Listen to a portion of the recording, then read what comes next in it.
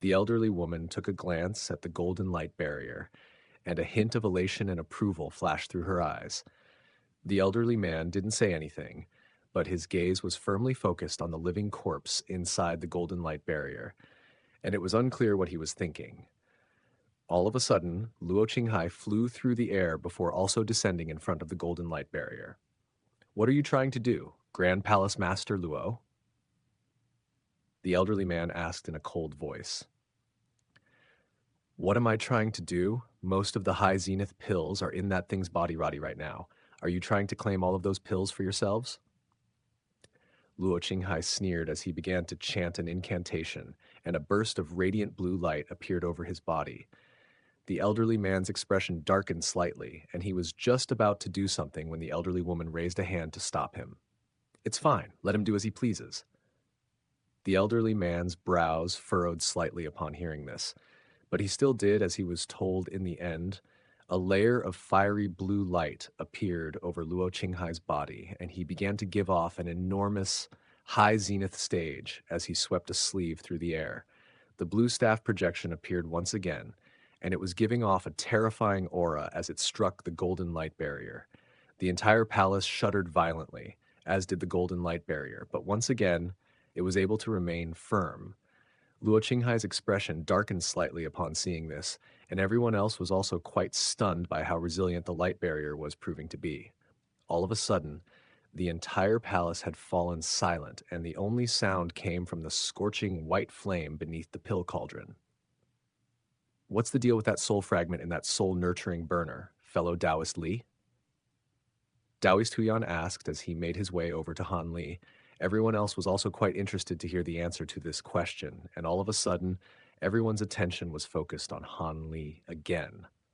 Han Li was silent for a moment, then explained, "I discovered the burner in a set of ruins, and I thought it was rather special, so I decided to take it with me. I didn't know there was a soul fragment residing in it." This was clearly not the truth, but Taoist Huyan merely nodded in response and didn't ask any further questions. As for everyone else, they were clearly also unconvinced, but just like Taoist Huyan, no one raised any further questions. Luo Qinghai returned his gaze to the golden light barrier, then suddenly gave a cold harumph before walking away. The other vast flow palace cultivators hurriedly approached him, and they began to converse with one another through voice transmission. Meanwhile, Han Li was staring at the living corpse inside the golden light barrier with a contemplative look on his face. How exactly were that soul fragment and the living corpse related? Had the soul fragment asked him to take it out of that secret area so that it could come here? Also, Worm 3 had requested him to refine this origin void pill well in advance. So was she already aware that this living corpse was inside the High Zenith Palace? If so, what was her objective? All of these questions were flashing through his mind, but he didn't have answers for any of them. In the end, he merely shook his head and refrained from pondering these matters any further. It wasn't like they had anything to do with him anyway. As long as Worm 3 and the others didn't do anything to directly harm his interests, he had no intention of getting involved in their affairs. Most importantly, all of the high zenith pills had already emerged from the cauldron at this point, and he had managed to secure 2 of them, thereby completing his objective, so he didn't want to stay here any longer. With that in mind, he was just about to turn around when he suddenly cast his gaze toward the living corpse under the light barrier as a hint of surprise flashed through his eyes. Just now, one of the living corpse's fingers seemed to have twitched slightly. However, it was only for an instant, and he couldn't be sure that it wasn't just a figment of his imagination. "What's wrong, fellow Taoist Li?" Taoist Huyan asked through voice transmission. Han Li took a glance at everyone else to discover that no one else seemed to have noticed what he had just seen, and he shook his head as he replied, "Nothing." Taoist Huyan didn't pursue the subject any further, instead changing the topic as he suggested, "It doesn't appear as if there are any other treasures in this palace, so how about we go somewhere else?" Han Li immediately cast his gaze toward the roof of the palace, and all of the surrounding restrictions upon hearing this. The combination of the palace's roof and these restrictions was able to ward off pill tribulations, and as a Tao pill master, he was naturally very intrigued. However, having just unleashed his spirit domain, he had already determined that the roof of the palace was one with the rest of the palace. Even after such a fierce battle had taken place, the walls of the palace were still completely unscathed, indicating that the entire structure was near indestructible, so it was clearly impossible to remove the roof and take it with him. With that in mind, Han Li heaved a forlorn internal sigh as he nodded in response. Aside from the high zenith pills, he had reaped some other rewards as well. Having witnessed the Golden Palace withstand 4 pill tribulations, he had gleaned much of the profound elements of the restrictions set up within the palace, and there were some similarities between these restrictions and his integrated 5 extremes mountain. Have you recorded everything? Han Li asked internally.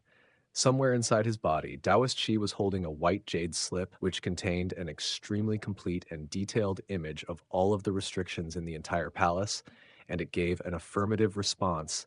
A hint of elation flashed through Han Li's eyes upon receiving this confirmation. The restrictions in this place were quite profound, and he was planning to study them carefully once he left the Infernal Frost Immortal Manor. If he could incorporate this set of restrictions into his integrated 5 extremes mountain, the result may not be inferior to this golden roof, and that would surely be immensely helpful to his future pill refinement.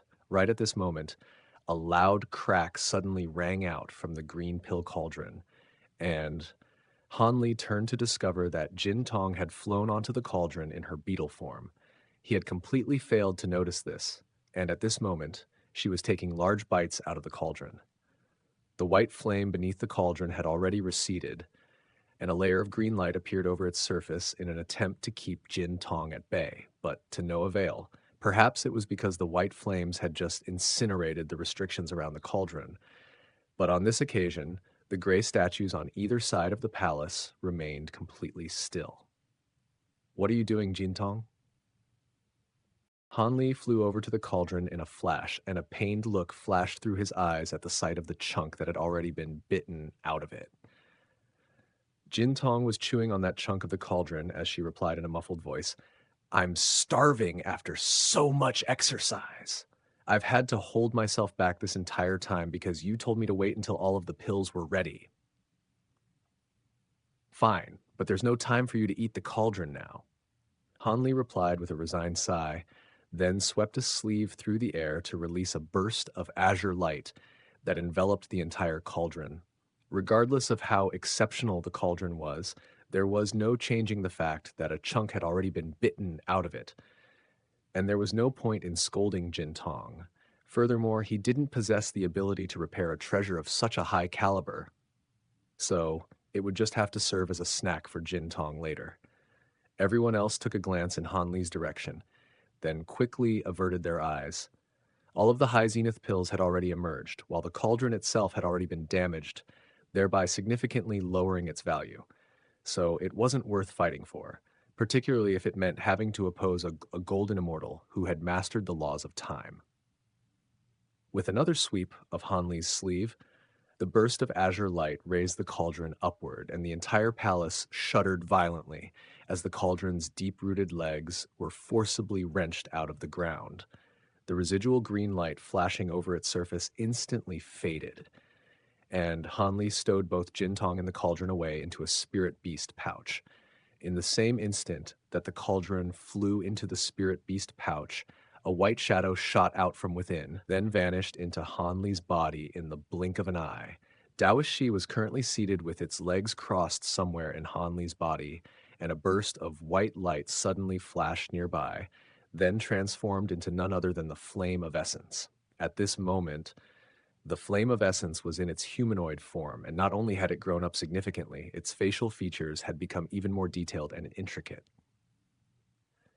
Most importantly, the aura that it was giving off was several times more formidable than before, and waves of scorching heat were sweeping out of the white flames around its body. Taoist Xie opened his eyes, and its brows furrowed slightly as it distanced itself slightly from the tiny fiery figure. The Flame of Essence opened its mouth, and a high zenith pill flew out from within. However, this pill was different from the other high zenith pills in that it was riddled with a series of silver patterns, which formed the visage of a three-legged golden crow, and it was also giving off a far more formidable aura than the other pills. The tiny fiery figure tossed the high zenith pill upward, and it vanished into thin air amid a burst of spatial fluctuations. Inside the palace, a barely detectable hint of elation flashed through Hanli's eyes as he made his way toward Taoist Huyan and the others. Right at this moment, two streaks of light suddenly descended from above, then faded to reveal a pair of figures. They were none other than Shui Ying and Gong Shuju, and as soon as they arrived in the palace, they immediately took in the chaotic scenes around them. Everyone's attention was instantly drawn to the duo, and a benevolent smile appeared on Gong Shuju's face as he remarked, "Well, well, well, it looks like there's quite a bit going on here." His voice wasn't very loud, but it was clearly audible to everyone inside the palace. Hanli's brows furrowed slightly at the sight of Gong Shuju. He didn't know who this man was, but a sense of foreboding had welled up in his heart nonetheless, as he was completely unable to glean the man's cultivation base. Meanwhile, Luo Qinghai was observing Shuiying with his brows furrowed slightly in befuddlement. Gong Shuju swept his gaze across everyone in the hall, and his smile grew even wider as he mused. "Looks like it's my lucky day today. Not only have I run into so many reincarnation palace cultivators in one place, there are quite a few big fish among you. I really did make the right decision to come here." As soon as his voice trailed off, a near-transparent light barrier slowly unfurled around him, instantly enveloping the entire Golden Palace.